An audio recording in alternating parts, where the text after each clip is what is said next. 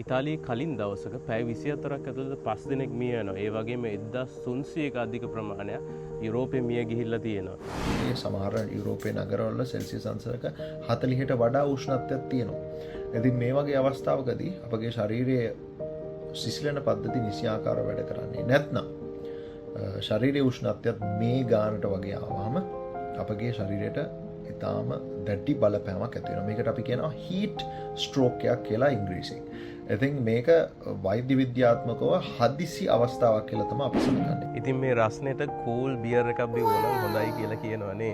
කට්ටිය යාළුවෝ එහෙම කියනවනේ. ඉතින් ඒකේ ඇත්ත මොකද්ද කියලා වෛද්‍ය නිර්දේශය මොකද්ද කියලා ડોක්ටර්ගෙන් අහලා බලමු. යුරෝපානු ගෙවල් හදලා තියෙන ආකාරය සාමාන්‍යයෙන් රස්නිය ගේ ඇතුලේ තියාගන්න විදිහට තමයි මේ ගෙවල් හදලා තියෙන්නේ. ඉතින් මේ නිසා අපි රස්නී ඉරේලිය කෙලින්ම පතිත වෙන වෙලාවේ ජනෙල් දොළවල් ඇරලා තියෙද්දි ගෙදර තව දුරටත් රස්නි වෙනවා. ඒ වගේම මේ එන රස්නිය ගොඩක් වෙලා ගේ ඇතුලේ රඳා පවතිනවා.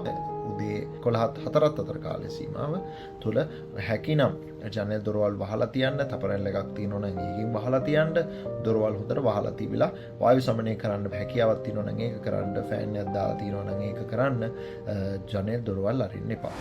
පුදුම රස්නයක් නෙමේ දවස්වල තියෙන්නේ. ඉතින් ඔයාලා දන්නවා. ඉතින් මේ රස්න නිසා ගොඩක් අය මෙහෙ ගිහිල්ලා තියෙනවා. ඒ වගේම ගොඩක් අය අසනීප වෙලා තියෙනවා. ඉතින් මේකට මොකද කරන්න පුළුවන් කියන එක ගැන තමයි කතා කරන්න යන්නේ. හැබැයි ඩයස් නෙමෙයි මේ ගැන කතා කරන්න යන්නේ. ඔයාලා කවුරුත් දන්න ડોක්ටර් විරාජ්. මගේ කලින් වීඩියෝස් බලලා තියෙනවා නම් ડોක්ටර් අපිත් එක්ක සම්බන්ධ වෙලා තියෙනවා මේ ගැන නිතර කතා කරන්න. ඉතින් වැඩි අටුවා ටීකාවක් නැතුව අපි යන් කෙලිම ප්‍රශ්න වලට. ડોක්ටර් මොකද කරන්න පුළුවන් මේ අධික උෂ්ණත්වයෙන් අපේ අයට පරිස්සම් වෙන්න? ඒරු එළියෙන් අපගේ ශරීරය ආරක්ෂා කරගන්න හැටි අපි දැනගන්න ඕනේ. ඒ වගේම වතුර බොන්න හැටි අපි ඉගෙන ගන්න ඕනේ. කොහොමද වතුර බොන්න ඕනේ? තිබහක් තිබ්බත් නැතත්. ඒ වගේම තව දෙයක් තමයි මේ යුරෝපයේ නිවස් හදලා තියෙන්නේ සාමාන්‍යයෙන් සීතල කාලගුණයට ඔරොත්තු දෙන විදියට. ඉතින් මේ කිවල් රස්නි කාලගුණයට ඔරොත්තු දෙන්නේ නැහැ. එතකොට මේ ගැනත් අපි අවබෝධ කරගන්න ඕනේ. ලංකාවේ නිවාස අපි රස්නියට කරන දේවල් ඉතාලියේ සහ අනෙකුත් උතුරු ඉතාලි සහ අනෙකුත් යුරෝපයානු රටවල් වල සිටින ඔබලාට ලංකාවේ හිටියා වගේ ගෙවල් වල ඉන්න බෑ. ඉතින් මේ පිළිබඳව අපි වඩා දැනුවත් කමක් ඇති කරගන්න ඕනේ. මෙහෙම කරොත් මේකෙන් වෙන හානිය අපිට අවම කරගන්න පුළුවන්, වළක්වා ගන්න පුළුවන්. ඉතින් පළවෙනි දේ මම කිව්ව දේ වතුර බොන එක. ඉතින් ටික අපි දිනය පුරාම එකවර විශාල ප්‍රමාණයක් නෙවෙයි ටික දිනය පුරාම අපි වතුර ලබා ගන්න ඕනේ. එතකොට විජලන තත්ත්වය අපගේ ශරීරයට ඇති වෙන හැකියාව ගොඩක් අඩු වෙනවා.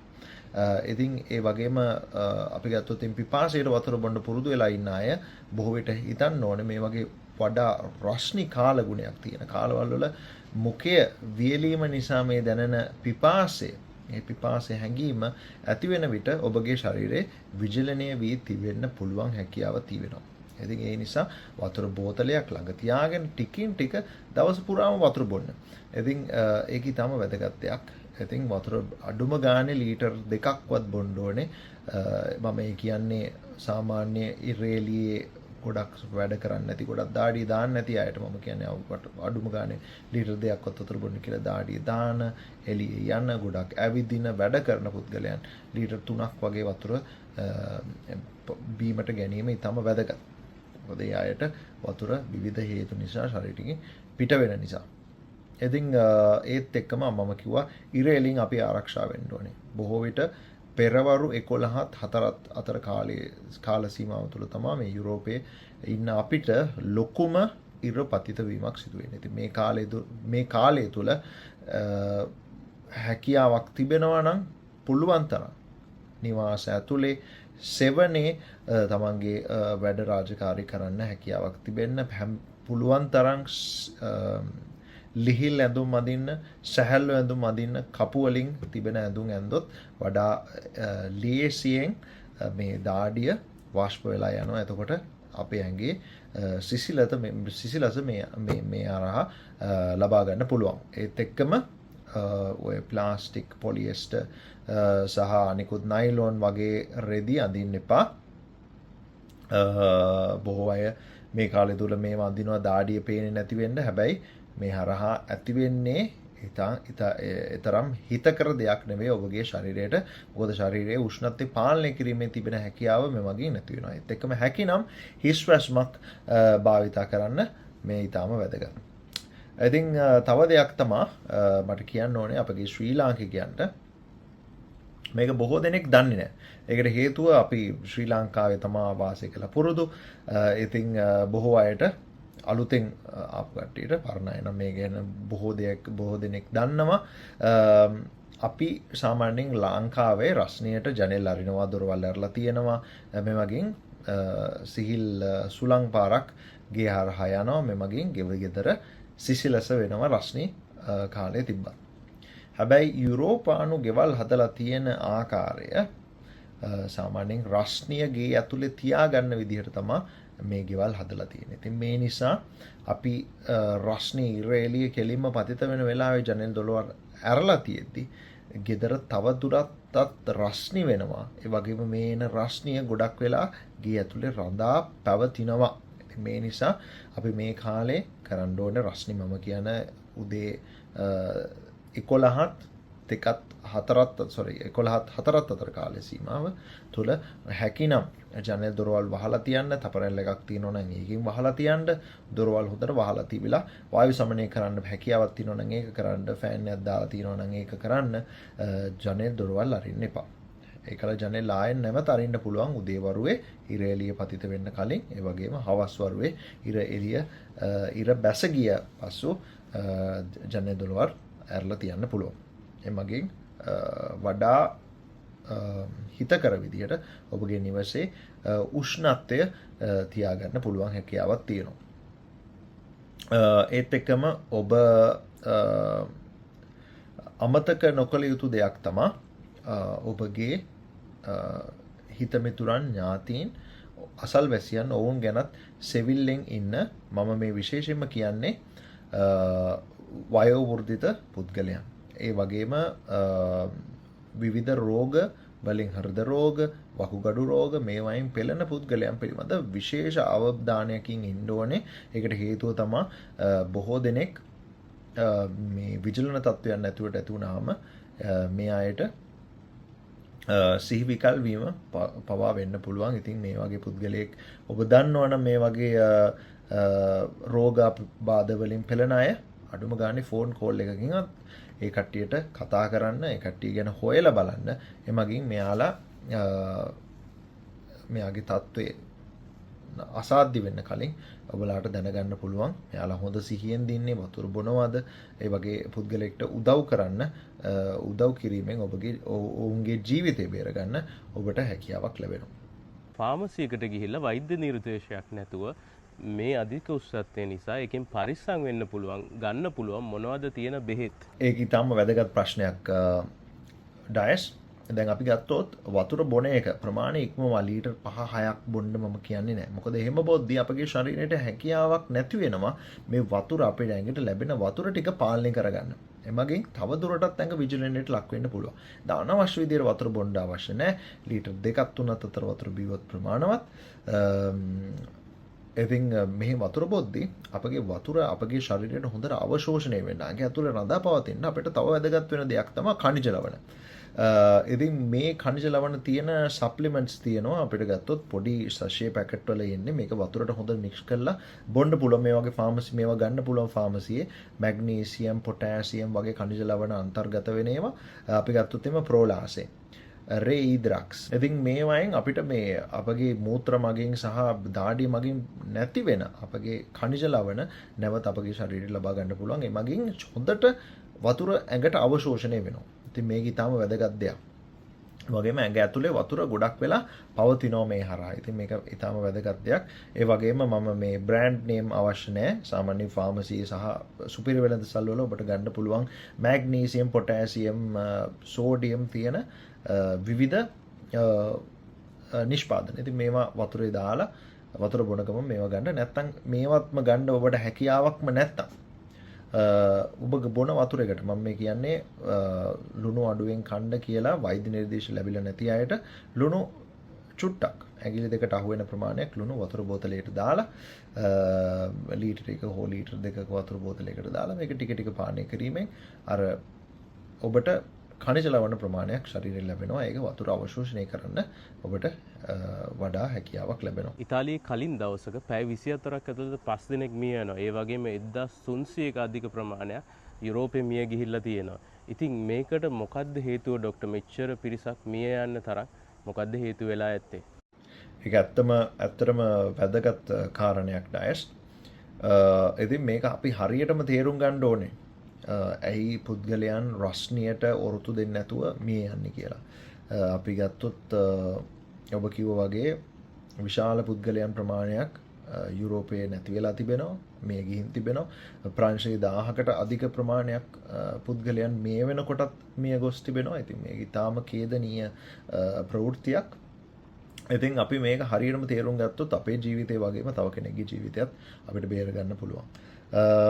ඉතින් අපේ බොහෝ පුද්ගලයන් මේ රස්නිය නිසා මේ යන්නේ විජලනයකට වඩා අපගේ ඇඟේ තිබෙන අපේ සිසිල් කරන පද්ධතිය අපගේ ශරීරයේ වාහනයක රේඩියේටර් එකක් තියෙනවා වගේ අපගේ ඇඟේ සිසිල් කරන පද්ධතියක් තියෙනවා. ඉතින් මේ පද්ධතිය නිසි ආකාරව වැඩ නොකරද්දී බොහෝ විට පුද්ගලයන්ට ඇඟේ රස්නිය වැඩි වෙලා මොළයට හෘද වස්තුවට මේක බලපාලා මේ අය මිය යන්න පුළුවන්. ඉතින් විශාල ලෙස මේකට සංවේදී වන්නේ මේ වගේ වැඩි උෂ්ණත්ව වලට සංවේදී වන්නේ වයෝවෘද්ධ පුද්ගලයන්. ඒ වගේම විවිධ වකුගඩු රෝග, හෘද රෝග වලින් පෙළෙන්නන්. ඉතින් මේකට හේතුවක් තිබෙනවා. ඔබ දන්නවා ඔබ තරුණ කාලේ චූටි කාලේ දුවද්දි කරද්දි ගොඩක් දාඩිය දානවා. ටිකෙන් ටික වයසට යද්දි මේ ප්‍රමාණය අඩු වෙනවා. වයෝවෘද්ධිත පුද්ගලයන් දාඩිය දාන්න ඉතාම අඩුවෙන්. ඉතින් මේ අයගේ මේ සිසිලන පද්ධතිය තරම් හොඳ ආකාරව වැඩ කරන්නේ නැහැ. ඒත් එක්කම මෙයාලට තියෙන පිපාසය තිබෙන මේ හැඟීම ටිකින් ටික අඩු වෙනවා. වයස්ගත වෙද්දී ශරීරයේ වයස්ගත වෙද්දී මේ පිපාසය තරම් දැනෙන්නේ නැහැ. ඉතින් මේ පුද්ගලයන් අඩුවෙන් තමයි වතුර බොන්නේ.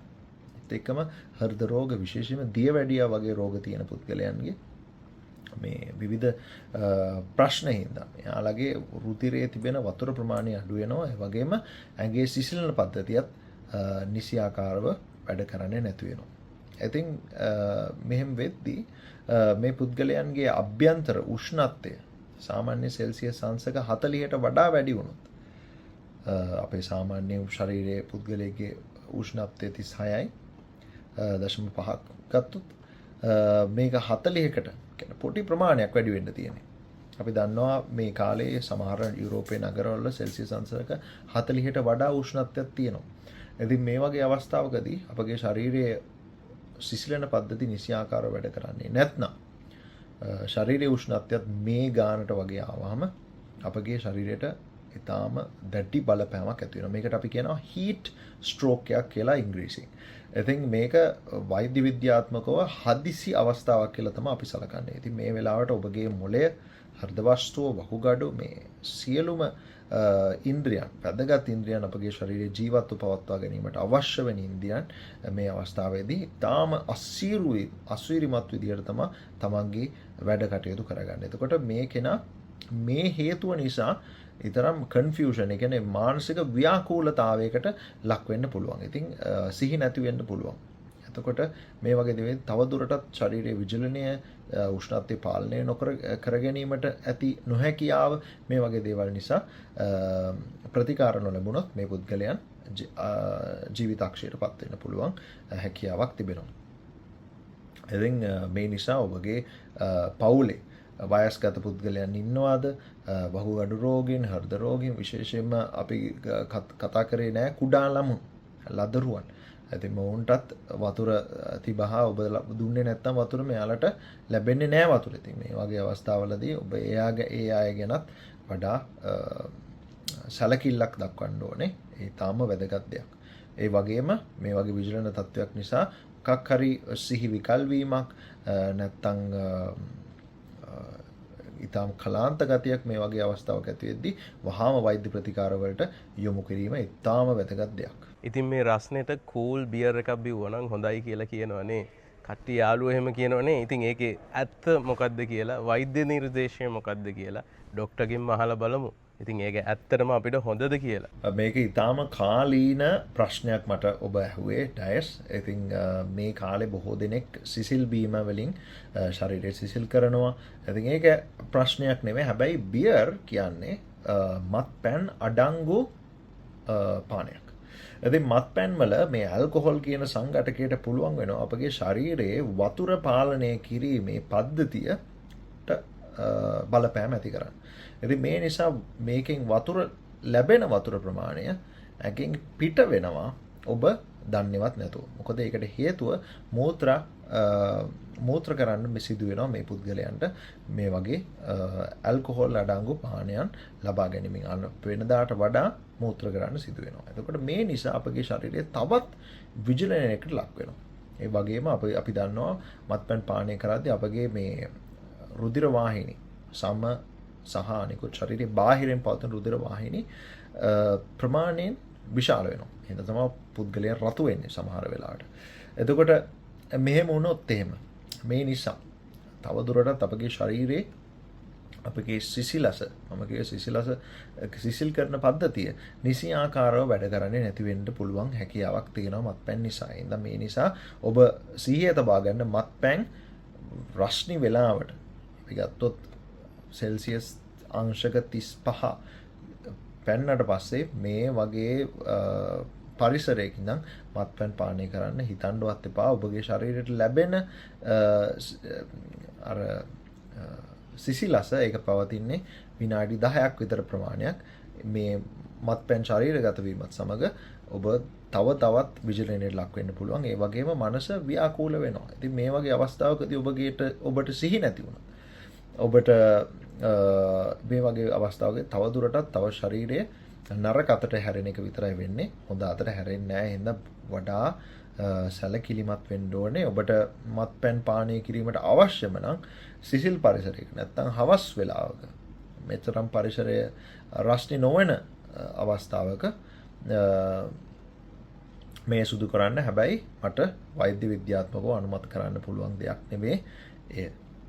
ඉතින් මීට වඩා හොඳයි ඇල්කොහොල් නොමැති බියර්. ඒ වගේම තව සිසිල් මෘදු බීමයක් පළතුරු යුෂ වුණත් කමක් නැහැ. දියවැඩියාව නොමැති පුද්ගලයෙක් නම් ඔබට පුළුවන් වඩාත්ම හොඳ වතුර.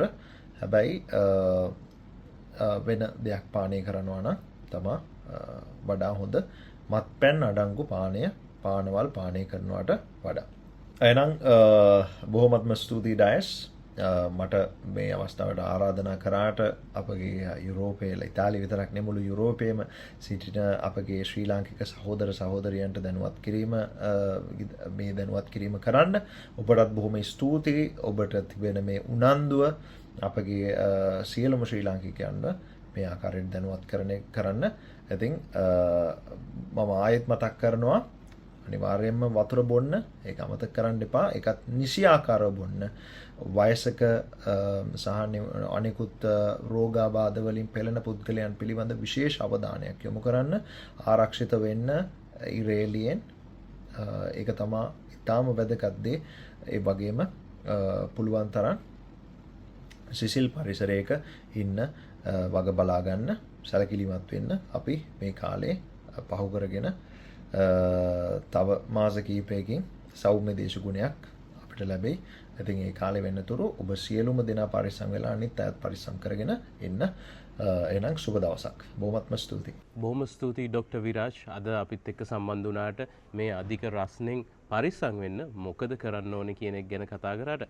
එහෙනම් අපි හැමෝම චයි වේවා හැමෝටම.